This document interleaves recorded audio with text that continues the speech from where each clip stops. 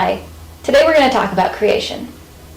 When I was a kid, my sister and I had a Fisher-Price dollhouse, and we had all the pieces, and we would spend hours setting up this dollhouse. We had the mom and the dad and the aunt and the uncle and the grandma and the grandpa and the girls and the babies, and we had the cat and the dog and the cat food, all the things, and we would spend hours carefully putting everything together because the setting up was the best part.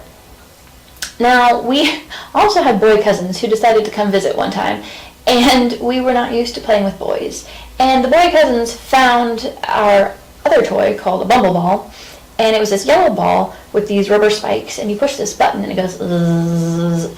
And our beloved boy cousins thought it'd be really fun to play Earthquake on our dollhouse. So they take the bumble ball, they put it on the top of the dollhouse, and everything that we'd been putting together for hours goes zzz, and it fell apart. And we were so sad because we had spent hours putting all these things together. Now, if you were to walk in the room after the aftermath of the bumble ball, you would think, wow, whoever was in here did not care about these toys, did not care about the setup, was not very intentional, and this is a mess. I don't know if I want to be part of that.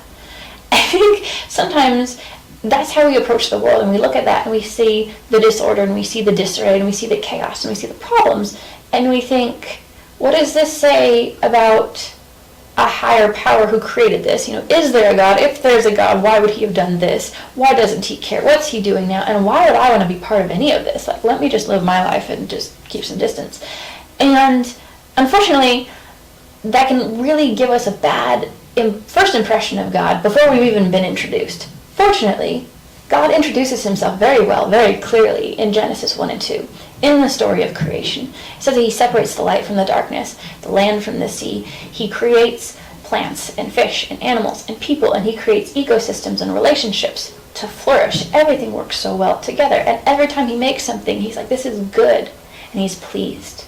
That's where our story begins. On day 7, it says that God rested from his creation.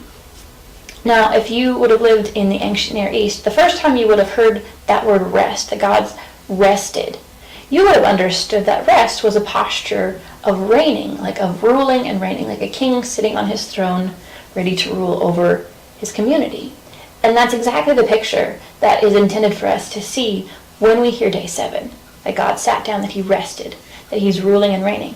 And that's where the story ends. God is still ruling and reigning, even before Genesis 3, where sin enters the world.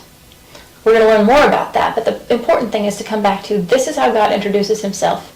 He's good, he's intentional, he's very much involved.